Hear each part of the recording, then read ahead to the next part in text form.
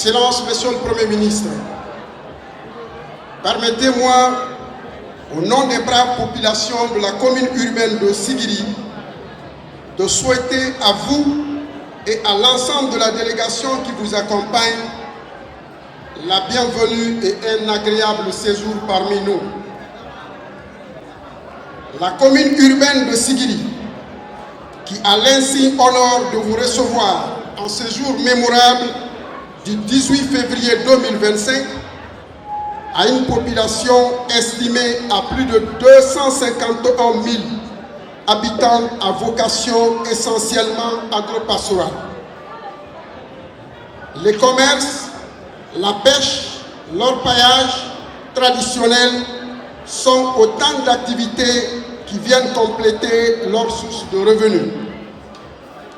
Elle couvre une superficie de 1500 km² et composée de 16 quartiers, 26 districts et 137 secteurs.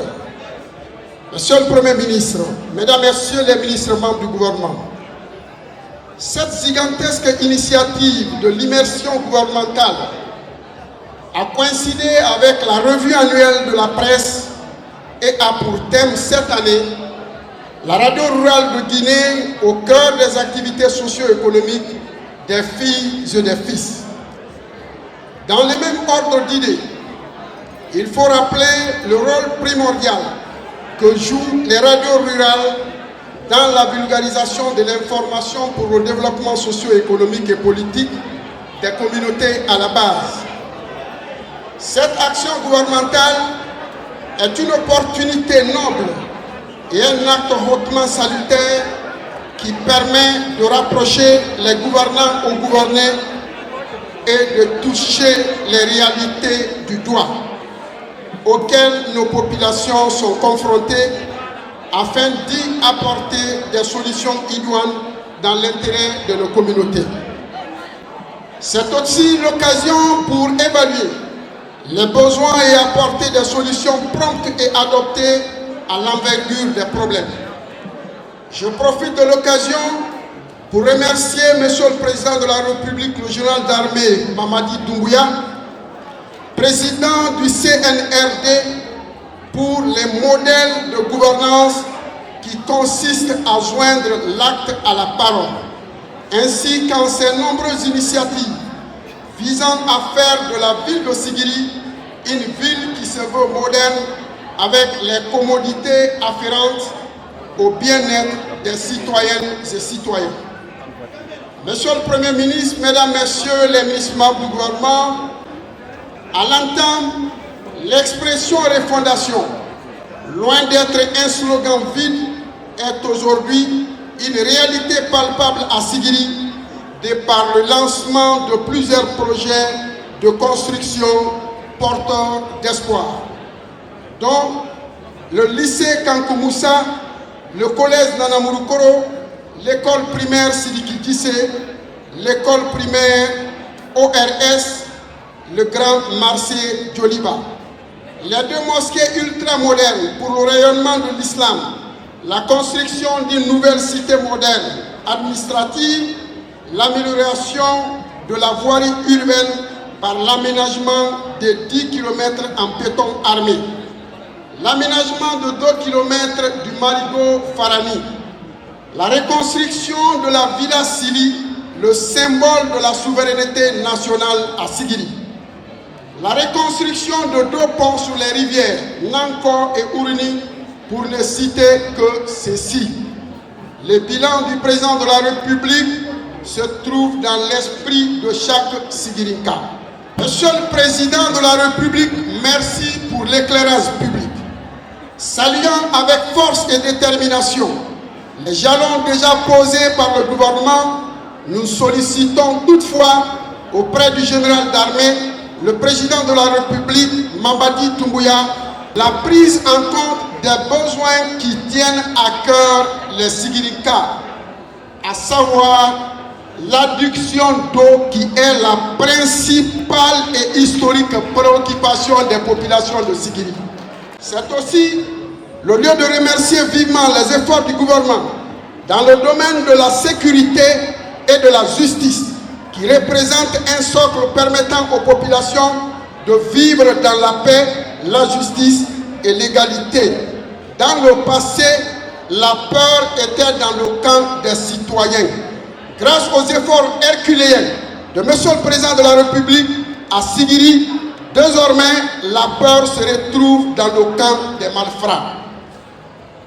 À cela, il faut savoir que les collectivités locales se réjouissent d'un nouvel élan qui s'annonce pour la Guinée avec la relance de l'ANAFIC dans le cadre du financement des projets prioritaires des communes, dont celle de Sigiri a entamé par la construction d'un nouvel abattoir moderne à travers le budget de la commune appuyé par l'ANAFIC.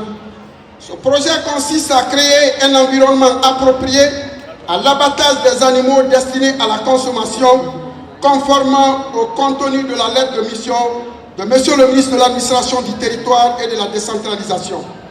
Monsieur le Premier ministre, Mesdames, Messieurs les membres du gouvernement, cette démarche triomphale du développement de la Guinée, sous la clairvoyance de l'homme providentiel dont le patriotisme est sans faille, ne doit souffrir d'aucune entrave. C'est pourquoi les braves populations de Sigiri, qui ont toujours accompagné le général d'armée Mamadi Doumbouya et son gouvernement, et qui ne cesseront de vous suivre dans votre noble mission, m'ont chargé de vous transmettre un message. Selon un adage malinqué, ton enfant qui t'apportera de la viande d'agouti se sait par sa façon d'aller à la chasse. C'est pourquoi notre désir ardent est de voir le chauvin général d'armée Mamadi Doumbouya, notre candidat à la prochaine élection présidentielle, pour qui nous donnerons notre voix. C'est un immense plaisir de se retrouver cet après-midi encore parmi vous. Mais je serai beaucoup plus factuel. C'est vrai que Sigiri est une préfecture très importante en Guinée. Et qui a vu sa population en moins de quelques années peut-être multipliée par 2, par 3. D'où des besoins nouveaux, des exigences nouvelles, une exigence de réadaptation de l'administration. Et c'est la raison pour laquelle vous avez évoqué tout à l'heure la question de la sécurité.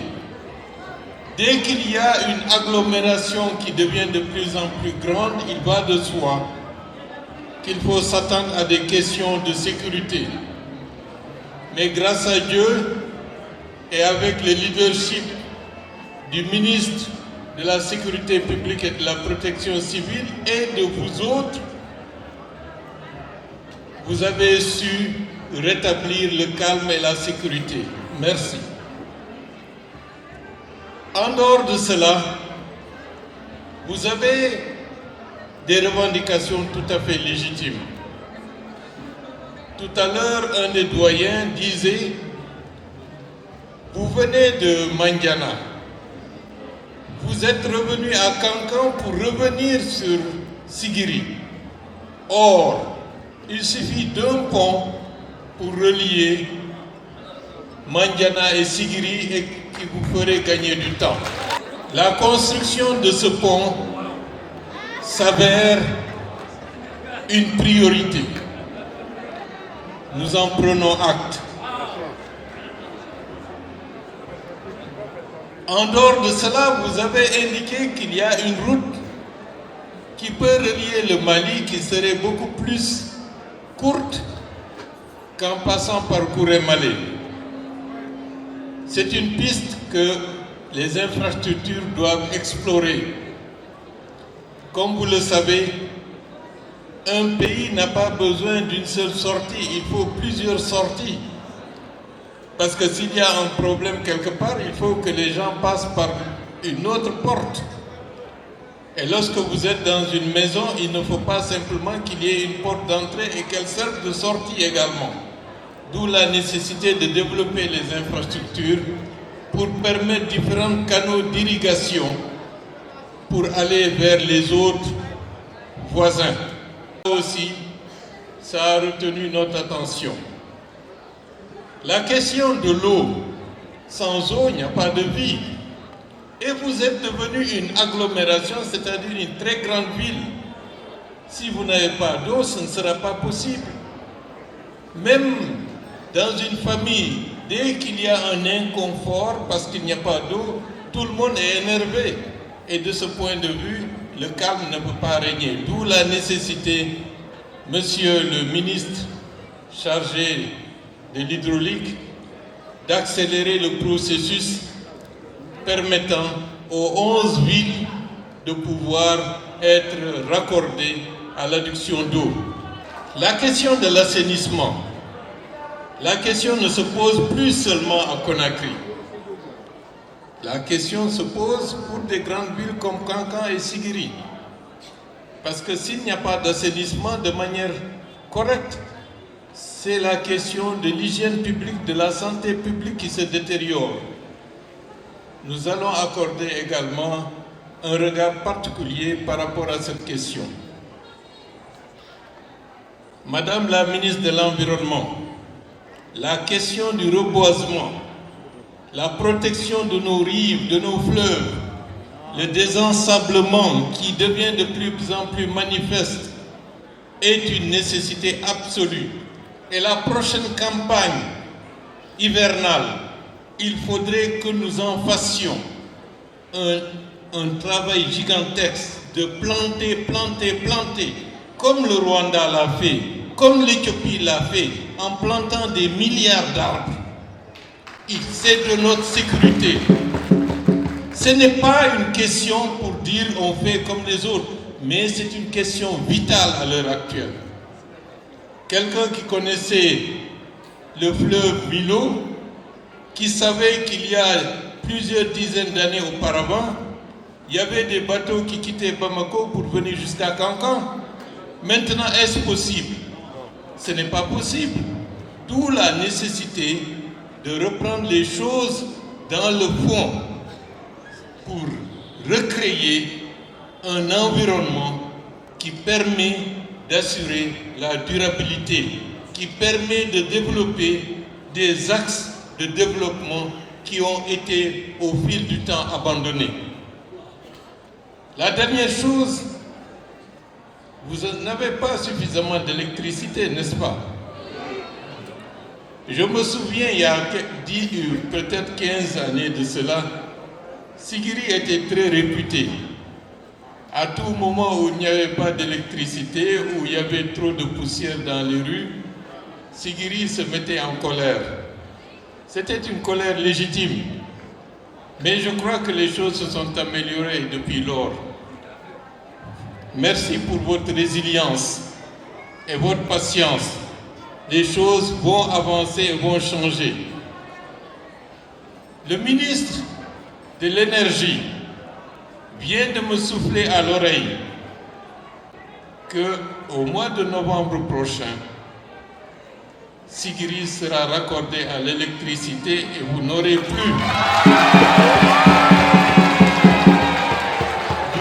plus la hantise d'être dans le noir pendant de longues journées. Vous savez, tout ce qui est en train d'être fait, ce n'est pas un privilège qu'on vous accorde. La Guinée a besoin que sa population vive mieux dans de meilleures conditions. La Guinée a besoin de se développer, d'où la nécessité des routes pour assurer l'évacuation des marchandises et des personnes et accentuer les échanges entre les régions de la Guinée et aussi les régions de la Guinée avec l'extérieur. Nous avons besoin également de l'électricité.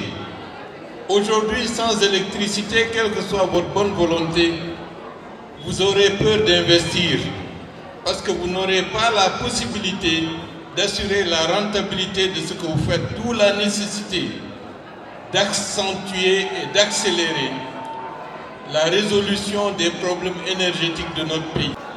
La question de l'électricité est une priorité que le gouvernement en fait, disons, une obligation. Il y a autre chose qui va venir, peut-être qui est en train de venir, la connectivité, c'est-à-dire aujourd'hui, sans Internet, c'est comme si on est coupé du reste du monde. La connectivité va être développée pour que vous puissiez être en contact avec n'importe qui dans le monde. Ce n'est pas simplement pour regarder des films, mais c'est pour apprendre, rechercher le savoir, être informé. Ça vous permettra d'utiliser les apports de l'Internet pour transformer notre façon de travailler et pour accroître la productivité de ce que nous sommes en train de faire. Par rapport à la radio rurale, merci d'être ici et j'en profite pour saluer le pragmatisme et l'efficacité du ministre Fana Souma qui, sans trompette ni tambour, a réussi à faire que l'ensemble du territoire national aujourd'hui a sa radio rurale. C'est quelque chose de très important. La radio rurale,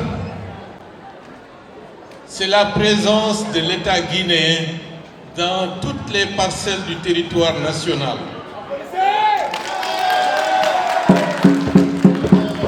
L'absence d'une radio rurale de Guinée qui ne peut pas être captée à l'intérieur du territoire national, il y a un sentiment d'exclusion vis-à-vis des populations qui ne peuvent pas accéder à l'information locale, à l'information nationale.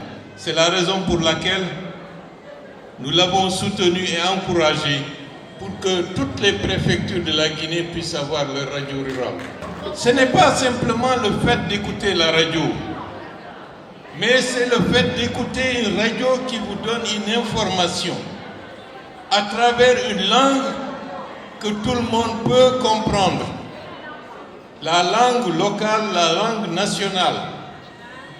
Parce que l'information aujourd'hui, au-delà de la question de l'information, c'est devenu un outil parfois de déstabilisation. Un outil de déstabilisation, pourquoi? La désinformation, la guerre médiatique, la transformation des esprits. Aujourd'hui, avant qu'il y ait une guerre physique, de plus en plus, il y a une guerre médiatique, il y a une guerre psychologique. Et nous avons besoin, pour assurer notre sécurité, que notre population soit de mieux en mieux informée. Informer, cela ne veut pas dire simplement ce que fait le gouvernement. Informer, cela veut dire que nous voulons que l'ensemble des citoyens de la République de Guinée soient de véritables citoyens qui savent distinguer le vrai du faux, qui savent cerner où se trouve l'intérêt national. Mais si tel n'est pas le cas, il va de soi que nous devenons très fragiles. Des pays sont en train de tomber, de sombrer dans la désolation, parce que simplement l'information instrumentalisée avec une population peu préparée est une source propice à aller dans des directions qui remettent en cause les intérêts des populations elles-mêmes. Radio rurale, au-delà de votre métier, vous devez vous rendre compte que vous êtes en première ligne. Ligne pour l'information, ligne pour permettre à la population d'être très bien informée, Très bien informer, cela ne veut pas dire instrumentaliser les choses au gré des intérêts des uns et des autres, mais faire en sorte que quel que soit le citoyen de la République de Guinée, qu'il puisse cerner le bien du mal, l'intérêt national des intérêts égoïstes. Des pays sont en train de sombrer dans la désolation parce que des intérêts égoïstes priment sur des intérêts nationaux. La refondation veut dire qu'il faut qu'on change d'esprit par rapport à ce qui était hier. On nous a fait perdre des années et des années. Pour quel résultat? Pour quel intérêt? Pour quel but? D'où la nécessité, messieurs et mesdames des radios rurales, donner une information la plus crédible, la plus objective, la plus tournée vers les intérêts nationaux et non pas sur des intérêts à caractère clanique ou égoïste. Ceci est important dans le contexte d'aujourd'hui. Le président de la République, le général d'armée Mamadi Doumbouya, le 31 décembre, l'a dit, l'année 2025 est une année électorale. Une année électorale, cela veut dire que si nous voulons que la transition soit une réussite dans l'absolu, avec des populations qui s'expriment, qui sont conscientes des intérêts dans lesquels leur pays est en train d'évoluer, qui savent cerner entre plusieurs messages ou plusieurs projets ce qui est le mieux pour eux. Si on n'y parvient pas, on risque de revenir en arrière. C'est la raison pour laquelle la radio rurale est un instrument pour renforcer la République, pour renforcer la cohésion, renforcer les dynamiques de paix et fondamentalement de libre choix de chaque Guinéen en fonction de sa conscience et en fonction de ce qu'il considère être essentiel pour lui. Le monde que nous vivons aujourd'hui est un monde dangereux. C'est un monde d'inquiétude. Ce qui existait hier, c'est comme si on a tout oublié. La République de Guinée, elle est la première à être indépendante dans l'espace francophone. Il y avait des raisons. C'était une population qui aspirait à la paix, au développement, à la liberté, à la dignité. Ceci nous a mis dans une trajectoire telle que on a connu beaucoup de soubresauts et on a rencontré beaucoup de difficultés. Mais ce temps est en train de changer. Aujourd'hui, avec le CNRD et le général Mamadi Doumbouya, nous avons une vision plus claire, plus lucide, plus intelligente de la manière dont il faut mener la gouvernance pour servir principalement les intérêts de notre pays. Il faut qu'on réussisse. Et pour réussir, nous avons besoin de nous tous, de vous tous. Radio Rurale, assumée avec professionnalisme, avec une vision, j'allais dire, pleine d'innovation, la tâche qui est la vôtre dans un contexte où tout est à redéfinir.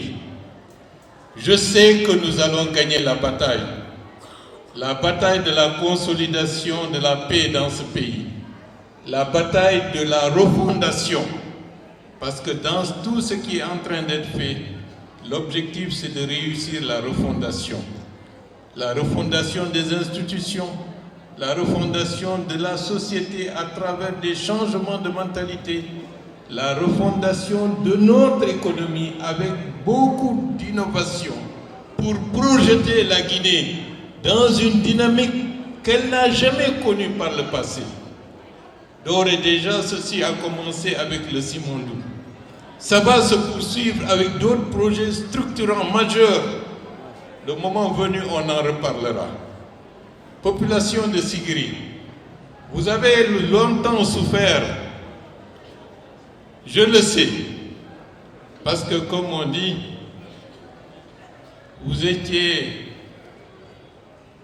à la tête de la population qui était la plus révoltée par la malgouvernance qui avait présidé aux destinées de notre pays pendant un certain temps.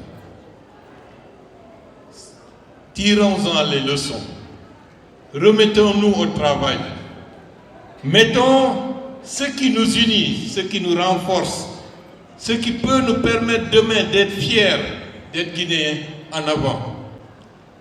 Chacun a son rôle. L'État doit assumer sa part de responsabilité pleine et entière. La population, à travers ses représentants, doit assumer la sienne. Délégation spéciale. Vous avez aussi une responsabilité. Vous êtes une anticipation des prochaines élections communales qui permettra aux populations de se désigner ou d'élire les responsables. Mais est-ce que ça doit être des responsables qui viennent dire « Ah, c'est cet honneur qui me manquait, moi aussi. » Non, nous voulons des responsables qui n'hésitent pas à descendre dans l'arène, à cultiver, à se salir, qui, des fois, ne porteront pas des boubous blancs, parce qu'ils savent que si vous avez un boubou blanc, c'est parce que vous ne voulez pas vous salir. Or, pour réussir, pour cultiver, pour faire avancer les choses, pour accompagner la population, il faut accepter de faire ce que la population fait, c'est-à-dire parfois tu es dans la boue, tu es sous la pluie, tu es sous le soleil, et avec un boubou blanc, tu ne pourras pas garder ce boubou blanc longtemps parce qu'il va être sale, parce que nécessité oblige. Je suis très heureux d'être avec vous. C'est la raison pour laquelle je suis très disert. Mais une chose que je ne dois pas manquer de vous dire.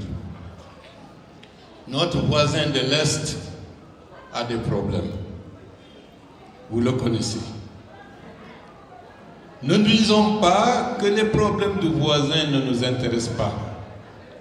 Il faut se poser la question pourquoi il a eu des problèmes. Pour qu'on anticipe nous aussi pour régler les questions avant qu'on soit contaminé. Donc, anticipons. Administration territoriale, administration représentative des populations, la question de la stabilité et de la paix dans la zone est une question essentielle. Il faut y veiller. Des alertes existent. Des alertes existent. D'où refusons d'être divisés. Refusons que nos croyances nous divisent. Refusons que nos ethnies nous divisent. Refusons que nos cultures nous divisent. La richesse est dans la diversité. Dieu n'a pas créé les couleurs pour rien. Il n'y a pas une couleur unique. Le pelage des oiseaux est le plus divers avec beaucoup de couleurs. Donc la vie, c'est comme ça. Donc plus il y a de diversité, réjouissons-nous et acceptons-nous les uns les autres en respectant chacun dans son identité, dans sa croyance et dans ses choix. La Guinée change. L'année prochaine, on ne sera pas en train de dire on veut l'électricité, on veut des routes. Je ne dis pas que tout sera fait d'ici l'année prochaine, mais beaucoup de choses avec l'aide de Dieu seront engagées pour que l'année prochaine que nous avancions encore. Les enfants, les jeunes, la richesse d'un pays, c'est son capital humain. encourager les enfants, notamment les jeunes garçons et les jeunes filles, d'aller à l'école. L'école, c'est par ce biais-là qu'on peut changer beaucoup de choses. Encourager les enfants à aller creuser pour chercher de l'or. Comme vous le savez, il y a moins de quelques jours, on a enregistré beaucoup d'enfants qui ont péri. C'est atroce. Je compatis à la douleur des familles de savoir que son enfant est enseveli à la recherche de l'or. Sortez-les de ça en les amenant à l'école. Qu'ils étudient, qu'ils se développent. C'est ça qui fera que demain vous aurez tout l'or du monde.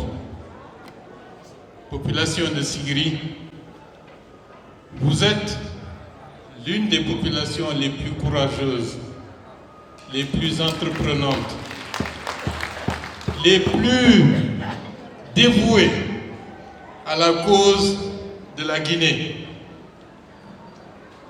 Remettez-vous encore plus dans cette direction pour construire Sigiri. Que Sigiri soit la plus belle des villes de Guinée. Vous en avez les moyens, n'est-ce pas?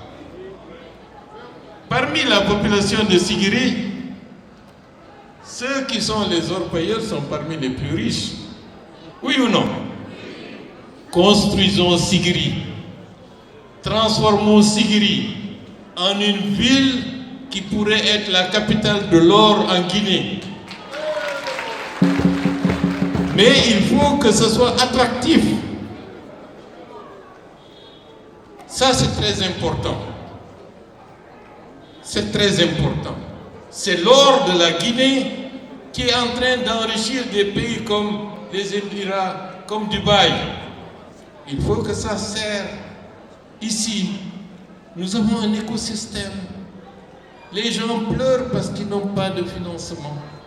Mais il y a tout un écosystème qu'il faut mettre en place. Il y a des gens qui sont riches, il y a des gens qui veulent du travail, mais qui n'ont pas les moyens. Pourquoi ne pas mettre les deux ensemble, de la manière la plus intelligente, la plus innovante, pour avancer? Bref, population de Sigiri, vous allez trouver la solution, puisque ça, c'est beaucoup plus dans le domaine interne. En ce qui concerne le gouvernement, nous allons financer pour la prochaine campagne agricole des groupements des femmes et des jeunes. Nous allons le faire, mais il faut se préparer à cultiver les champs. Le projet coton, que ce soit à Kankan, que ce soit à Mandiana, ils nous ont dit que c'est une préoccupation majeure. Population de Sigiri, préparez-vous. Les paysans qui cultivaient le coton, reprenez la daba. Pensez dès la saison de pluie prochaine que la culture du coton va renaître dans la région. Le reste, avec l'aide de Dieu, vous le verrez par vous-même. Les choses vont avancer, les choses vont changer plus rapidement qu'elles ne le sont actuellement.